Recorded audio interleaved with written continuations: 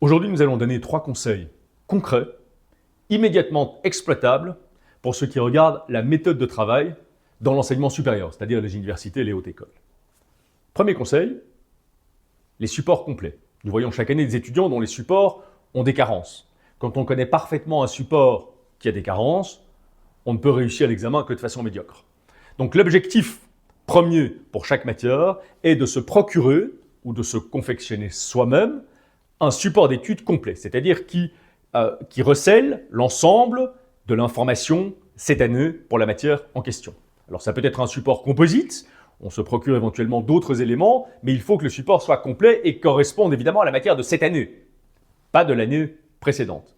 Un support complet. 2, l'importance de la sélection de l'information.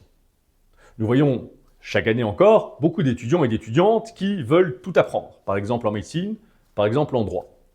Or, il y a en médecine des cours comme anatomie qui font 1000 pages, il y a en droit des cours comme droit constitutionnel en deuxième année de bac à l'ULB, pour ne pas le mentionner, qui fait 1200 pages. Il est évident qu'on ne peut pas tout apprendre par cœur. Le travail de sélection de l'information ne consiste évidemment pas à sacrifier des chapitres. Il consiste au contraire à déterminer quelle est l'information pertinente tout en cherchant à retenir le minimum de mots. Donc ce travail de sélection de l'information, il est vital. C'est peut-être l'aspect le plus important de l'étude parce qu'il suppose évidemment la compréhension de la matière.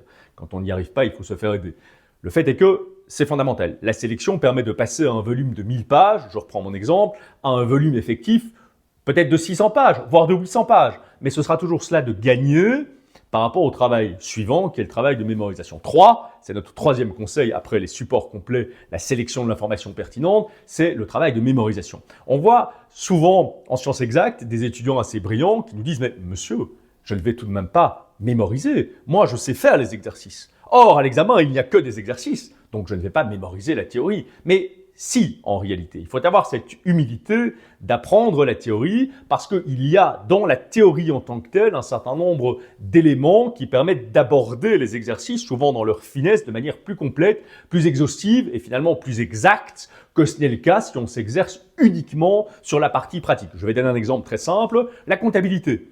On a chaque année des étudiants qui nous disent « Voilà, moi, mon examen en comptabilité, ce ne sont que des exercices, je ne vais pas apprendre la théorie. » Autrement qu'en faisant les exercices. Mais si, encore une fois, c'est important de maîtriser ces concepts, d'avoir cette humilité et de commencer effectivement par la théorie et de finir par les exercices. Alors ce qui est vrai, c'est qu'en faisant les exercices, on va en réalité affiner nos connaissances théoriques. Ça, c'est tout à fait exact. Mais il n'en reste pas moins que cela vient dans un deuxième temps et qu'il faut commencer et avoir encore une fois cette humilité, comme je le disais, de commencer par la théorie. Donc, support complet, sélection vitale de l'information pertinente, ne pas tout apprendre par cœur, et la mémorisation. Et alors, effectivement, veiller à commencer par la théorie, donc mémorisation de la théorie, avant de se lancer dans les séries d'exercices. Voilà, donc ce sont des conseils très pratiques qui sont directement exploitables et que nous vous invitons effectivement à mettre en œuvre pour renouer ou embrasser, je dirais, le succès lors de votre plus prochaine session